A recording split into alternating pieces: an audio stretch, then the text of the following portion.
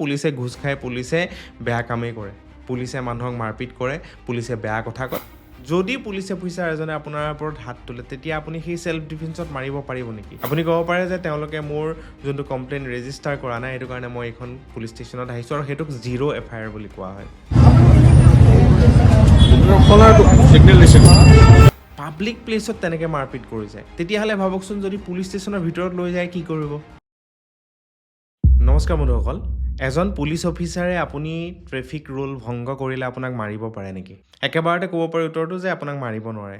আপুনি যিকোনো traffic rule ভংগ কৰিলে কোনো পুলিচ অফিচাৰে আপোনাৰ ওপৰত হাত তুলিব নোৱাৰে। চ' প্ৰসংগটো আহিছে কালি গুৱাহাটীত যোনটো ঘটনা হৈ গ'ল।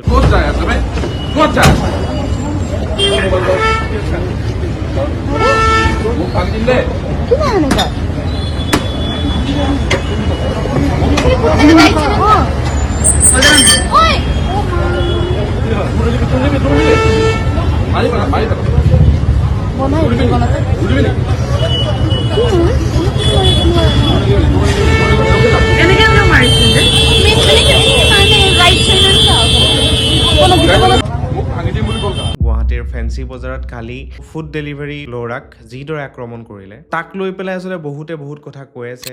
আমিও সমালোচনা কৰিছোঁ, আমিও বহুত দুখ পাইছোঁ ঘটনাটো দেখি পেলাই। সঁচাই বৰ নৃশংসভাৱে সেই ল'ৰাজনক মাৰধৰ কৰিছিলে, কিছুমান বেয়া শব্দ কৰিছিলে, মাৰি পেলাম বুলি কৈছিলে। চ' শুনি পেলাই বহুত বেয়া লাগিছিলে, দেখি পেলাইও বহুত দুখ লাগিছিলে। আচলতে এনেকুৱা ধৰণৰ ঘটনা হ'লে আমি বহু লোকে আচলতে চাই থাকোঁ, কিছুমানে তাৰ মাজতে ভিডিঅ' কৰে। আৰু সেই ভিডিঅ' কৰাটোৰ কাৰণেহে আচলতে সেই ব্যক্তিজনে হয়তো ন্যায় পাবলৈ সক্ষম হৈছে বা সেই পুলিচ অফিচাৰে আমি শাস্তি পোৱা দেখা পাইছোঁ। 15-20 মিনিটৰ ভিতৰতে অসম পুলিচৰ যোনজন DGP GP সিঙে তেওঁক নিলম্বন কৰিছে। এতিয়া নিলম্বন কৰাতে ক্ষান্ত থাকিব নে তাৰ ওপৰত আৰু ইনভেষ্টিগেশ্যন হ'ব, তেওঁৰ ওপৰত আৰু শাস্তিমূলক ব্যৱস্থা কৰিব বা তেওঁক চাকৰিৰ পৰা বৰ্খাস্ত কৰিব নে নাই, সেইটো চাবলগীয়া কথা হ'ব। এতিয়া কথাটো হৈ গ'ল যে এনেধৰণে কোনোবা এজন পুলিচ অফিচাৰে আপোনাৰ ওপৰত হাত তুলিব পাৰে নে নাই, আপোনাক ট্ৰেফিক পইণ্টত ৰখাব পাৰে নে নাই, কিবা কাৰণত সোধপোছ কৰিব পাৰে নে নাই, কিছুমান কথা আমি জানি থোৱাটো ভাল। কাৰণ এনেকুৱা ধৰণৰ ঘটনা আপোনাৰ লগতো কাইলৈ হ'ব পাৰে। আমি সকলোৱে ভাবোঁ যে আমি সেল্ফ ডিফেন্সত আমি কাৰোবাক মাৰিব পাৰোঁ। যদি পুলিচ অফিচাৰ এজনে আপোনাৰ ওপৰত হাত তোলে তেতিয়া আপুনি সেই সেল্ফ ডিফেন্সত মাৰিব পাৰিব নেকি? পুলিচ এগৰাকীয়ে আপোনাক যদি কেতিয়াবা কিবা কথাত তৰ্ক বিতৰ্কও হয়, কিবা কথাত যদি হাতো তোলে, আপুনি কিন্তু তেওঁৰ এগেইনষ্টত ঘপককৈ হাত তুলি নিদিব। পুলিচ অফিচাৰজনে যেতিয়ালৈকে আপোনাক মাৰি পেলাবলৈ যেতিয়ালৈকে চেষ্টা কৰা নাই তেতিয়ালৈকে আপুনি তেওঁৰ ওপৰত হাত তুলিব নোৱাৰে। তেওঁ গালি পাৰিলে আপুনি হাত তুলিব নোৱাৰে। কাৰণ পুলিচমেনজন যেতিয়া ড্ৰেছত থাকিব, তেওঁৰ ওপৰত সেই ল'টো যোনটো সেল্ফ ডিফেন্সৰ কাৰণে আমি কাৰোবাক মাৰিব পাৰোঁ, এটেক কৰিব পাৰোঁ, সেইটো আচলতে নাখাতে। তো সেইটো কাৰণে এনেকুৱা ধৰণৰ ঘটনা হ'লে আপুনি ঠাণ্ডা হৈ থাকিব, তেওঁক বুজাবলৈ চেষ্টা কৰিব আৰু যদি পাৰে ঘটনাটো ৰেকৰ্ডিং কৰি ৰাখিবলৈ চেষ্টা কৰিব, ভিডিঅ' কৰি ৰাখিবলৈ চেষ্টা কৰিব বা কোনোবা ওচৰে পাজৰে দেখা মানুহক আপোনাক পিছত সহায় কৰিবলৈ ক'ব। আপুনি সেই পুলিচ অফিচাৰজনৰ এগেইনষ্টত তেওঁৰে যোনটো পুলিচ চকী তাত আপুনি FIR দিব পাৰে, তাত পুলিচ কমপ্লেইন আপুনি তাতে লজ কৰিব পাৰে। সেইটো এটা উপায় আছে, আপুনি তেওঁৰ এগেইনষ্টত FIR দিব পাৰে। এতিয়া যদি সেই পুলিচ অফিচাৰজন সেইখন থানাৰ OC হয়, তেওঁ কিয় আকৌ FIRটো ল'ব? আপোনাক থ্ৰেটেনিং দিব বা আপোনাক বেয়া ব্যৱহাৰ কৰিব পাৰে বা FIRটো তেওঁলোকে লজ কৰিবলৈ নিবিচাৰিব পাৰে। তেতিয়া আপুনি কি কৰিব? তেতিয়া আৰু এটা উপায় আছে, আপুনি নিয়েৰ বাই কোনোবা বেলেগ পুলিচ ষ্টেচনত আপুনি আকৌ FIR লজ কৰিব পাৰে। আপুনি ক'ব পাৰে যে তেওঁলোকে মোৰ যোনটো কমপ্লেইন ৰেজিষ্টাৰ কৰা নাই, সেইটো কাৰণে মই এইখন পুলিচ ষ্টেচনত আহিছোঁ আৰু সেইটোক জিৰ' FIR বুলি কোৱা হয়। আৰু যদি সেইটোতো যদি নহয় তেতিয়া আপুনি কোনোবা ডাঙৰ পুলিচ অফিচাৰক আপুনি কমপ্লেইন লেটাৰ দিব পাৰে যে তেওঁলোকে মোৰ FIRটো লজ কৰা নাই বা তেওঁলোকে মোৰ FIRটো ৰেজিষ্টাৰ কৰা নাই। আৰু পুলিচে সদায় পুলিচক হয়তো তেনেধৰণে ছাপোৰ্ট কৰিবলৈ চেষ্টা কৰিব বা তেওঁলোকক ছেফগাৰ্ড কৰিবলৈ চেষ্টা কৰিব, কিন্তু তথাপিও আমাৰ আচলতে সেই পুলিচ অফিচাৰজনতকৈ বহুত ওপৰত। আমাৰ যোনখন সংবিধান সেই পুলিচ অফিচাৰজনতকৈ বহুত ওপৰত। আপোনাক সদায় সংবিধানে সুৰক্ষা দিবলৈ বিভিন্ন ধৰণে কিছুমান বনাই থৈছে। যদি সেই ওপৰৰ পুলিচ অফিচাৰজনেও আপোনাৰ কমপ্লেইনটোক কোনো ধৰণৰ গুৰুত্ব নিদিয়ে, তেওঁ যদি সেই পুলিচ অফিচাৰজনৰ এগেইনষ্টত কোনো ধৰণৰ একশ্যন নলয়, যোনে আপোনাৰ লগত অন্যায় কৰিছে, মাৰপিট কৰিছে, গালি গালাজ কৰিছে বা বেয়া কিবা ব্যৱহাৰ কৰিছে, তেতিয়াহ'লে আপুনি কি কৰিব পাৰে যে আপোনাৰ যোনজন ডিষ্ট্ৰিক্ট মেজিষ্ট্ৰেট তেওঁৰ ওচৰত গৈ পেলাই আপুনি কমপ্লেইন দিব পাৰে। সিমান পৰ্যায়লৈকে আপুনি যাব পাৰে। সেইটো কাৰণে আচলতে আমি এনেকুৱা ধৰণৰ ঘটনা দেখিলে ওচৰ পাজৰত যদি ঘটে আমি আচলতে মাত মাতিব লাগে। কাৰণ আমি দেখিবলৈ পাইছোঁ কালি ইমান পাব্লিক প্লেচত ইমানখিনি মানুহ থকাৰ পিছত ইমান অভদ্ৰ আচৰণ কৰিছে সেই পুলিচ অফিচাৰজনে। তেওঁ ডেকা এজন পুলিচ অফিচাৰ হয়তো শিক্ষিতই হ'ব, তাৰপিছতো ইমান বেয়া ব্যৱহাৰ, ইমান বেয়া শব্দৰে তেওঁক মাৰপিট কৰিছে, মাৰি পেলাম বুলি কৈছে। চ' তেনেকুৱা ধৰণৰ ঘটনা আচলতে আমি দেখি চকু মুদি থকাটো উচিত নহয়। নহ'লে আজি তেওঁৰ লগত হৈছে, কালিলৈ বেলেগ এজনৰ লগত হয়তো হ'ব পাৰে। যোনজন ল'ৰাক আচলতে মাৰপিট কৰিলে তেওঁ এজন শিক্ষিত নিবনুৱা। তেওঁ বৰ্তমান কটন ইউনিভাৰ্চিটিৰ এজন প্ৰাক্তন ছাত্ৰ, যোনে নেকি নিজৰ আচলতে নীটখিনি পূৰাবৰ কাৰণে এজন ডেলিভাৰী বয় হিচাপত কাম কৰিব লগা হৈছে।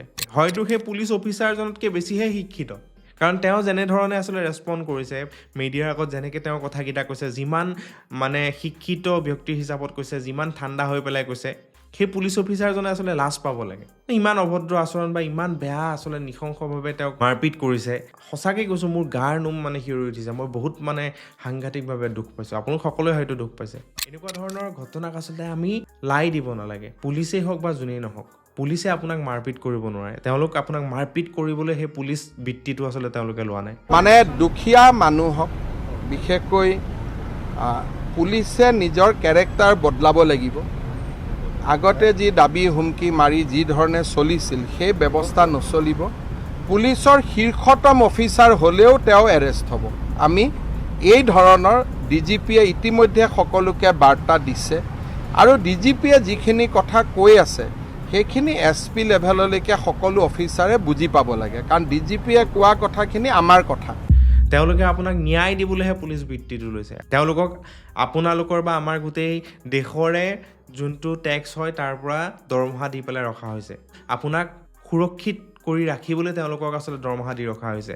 কিন্তু তেওঁলোকে যদি তেনেকুৱা গুণ্ডাগিৰি কৰে, সেইটোত আচলতে আমি চকু মুদি থকাটো একদম ভুল কথা। আপোনালোকে ভাবক যে এজন পুলিচ অফিচাৰে পাব্লিক প্লেচত তেনেকৈ মাৰপিট কৰিছে, তেতিয়াহ'লে ভাবকচোন যদি পুলিচ ষ্টেচনৰ ভিতৰত লৈ যায় কি কৰিব? আৰু সেই ব্যক্তিজন যোনে আচলতে পুলিচ ষ্টেচনৰ পৰা ওলাই আহি পেলাই সংবাদ মেলত দুটা কথা কৈছে, তেওঁ বহুত ভয় ভয়কৈ কথাকেইটা কোৱা দেখা পোৱা গৈছে। বাহিৰত মানে সেইফালে পাৰ হৈ যাব দিয়ে। তো ময়ো তেনেকৈ ভাবিছিলোঁ নৰ্মেলি তেনেকৈ কৈছে বুলি, কিন্তু কিবা এটা চিৰিয়াছ ইছ্যু চলি আছে, অলৰেডি ৰাইজিং ডে আহি আছে বুলি কৈছে আলফাৰ কাৰণে। মানে অকণমান তাতে নাকাটো অলপ বেছিকৈ লগাইছিলে এবং মাতিলে মই মানে ভালকৈ গুৰুত্ব নিদিলোঁ প্ৰথমবাৰ। তো নেক্সট টাইম তেনেকৈ মানে আহি হয় অকণমান প্ৰহাৰটো মোৰ ওপৰত বেছিকৈ কৰিলে প্ৰথমবাৰ। কিন্তু মানে পিছত গৈ ভালকৈ বুজি পাইছোঁ যে কেছটো অলপমান বেলেগ আৰু। হয়তো তেওঁ বহুত কথা লুকুৱাবলৈ চেষ্টা কৰিছে বা এইবিলাক জঞ্জাতৰ পৰা আঁতৰি যাবলৈ বিচাৰিছে, কাৰণ পুলিচে হয়তো ভৱিষ্যতে মোক প্ৰব্লেম ক্ৰিয়েট কৰিব পাৰে, মোৰ ওপৰত কিছুমান একশ্যন ল'ব পাৰে। তেওঁ কোনো ক্ৰিমিনেল নহয়, তেওঁ ফুড ডেলিভাৰী বয় হৈ পেলাই তেওঁৰ বেগ আছে, তেওঁৰ ড্ৰেছ আছে, হয়তো তেওঁলোকে চিনিও পায়, দেখি থাকে।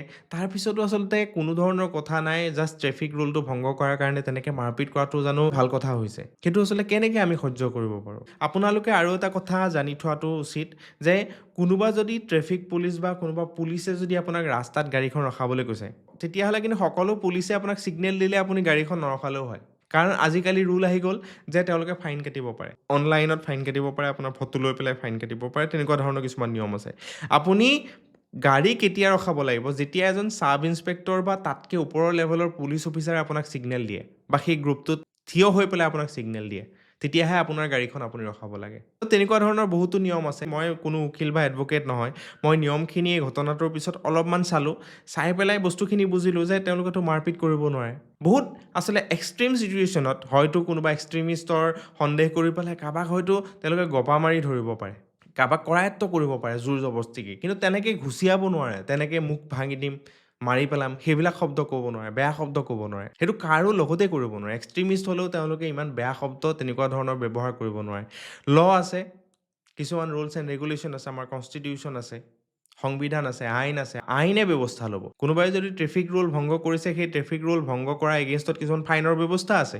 সেই ফাইন মানুহে দিবলৈ ৰেডি আছে, মানুহে ফাইন দিয়ে আছে, আমি হ'লেও দি আছোঁ, আমি গম নোপোৱাকৈ বহুত হাজাৰ হাজাৰ টকা ফাইন দিছোঁ। তো মানুহে ফাইন দিয়ে আছে, ফাইন লগাইছে, তাৰ ওপৰত আকৌ তেনেকৈ পুলিচগিৰি কিয়? তো এইবিলাক কথা আচলতে একেবাৰে একচেপ্টেবল নহয়, টোটেলি আনলফুল এক্টিভিটি হৈছে। আমি এইটোক আচলতে গৰিহণা দিছোঁ।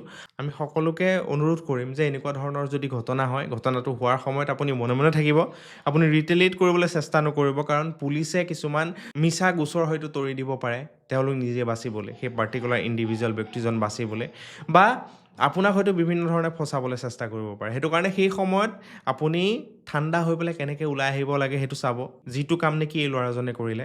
আৰু আপুনি কোনো কালেই ড্ৰেছ পিন্ধি থকা পুলিচজনৰ ওপৰত হাত নুতুলিব, কাৰণ আপুনি ছেল্ফ ডিফেন্সতো সেইটো কৰিব নোৱাৰে তেওঁলোকে বিভিন্ন ধৰণৰ ৰুলছ এণ্ড ৰেগুলেশ্যন দেখাই পেলাই আপোনাৰ ওপৰত বিভিন্ন ধৰণৰ আইনী গোচৰ তৰি দিব পাৰে আচলতে চব পুলিচ এনেকুৱা নহয় কিন্তু আজিকালি আমি দেখা পাওঁ কিছুমানে নিজকে বহুত পাৱাৰফুল বুলি ভাবি পেলাই এনেকুৱা ধৰণৰ ঘটনা সঘনাই কৰে কিছুমান পুলিচে মানুহক ব্যৱহাৰ কৰিব নাজানে বেয়া ব্যৱহাৰ কৰে সৰু সৰু কথাত হয়তো গালি পাৰে তেনেকুৱা ধৰণৰ আমি দেখা পাওঁ আমি আচলতে এক্সপেক্ট কৰোঁ যে যিহেতু ইমান ধুনীয়া নিকা পদ্ধতিত APSC হৈ আছে APS IS IPS তেনেকৈ ধৰণৰ আচলতে ৰিক্ৰুইটমেণ্ট হৈ আছে বা SI লেভেলৰ ৰিক্ৰুইটমেণ্ট ইমান ধুনীয়া নিকা হৈ আছে তো তেনেকুৱা ধৰণৰ আচলতে হ'ব বুলি আমি এক্সপেক্ট নকৰোঁ কাৰণ সকলো শিক্ষিত ব্যক্তিয়ে পুলিচ বৃত্তিটোত গৈছে বা আগবাঢ়ি যোৱা আমি দেখা পাইছোঁ বহুতো ইঞ্জিনিয়াৰ গৈছে বহুতো ভাল ভাল MSc কৰা PhD কৰা পৰ্যন্ত ব্যক্তি গৈছে আমাৰ চিনাকিয়ে বা আমাৰ লগৰে কিছুমান ব্যক্তি আছে যোনে PhD কৰি পেলাইও এই পুলিচ বৃত্তিত মানে জইন কৰিছে আমি এক্সপেক্ট নকৰোঁ যে এনেকুৱা ধৰণৰ ঘটনা হ'ব কাৰণ তেওঁলোকে আমাক সুৰক্ষা দি পেলাই ৰাখিবলৈহে আচলতে গোটেই ছিষ্টেমটোত আছে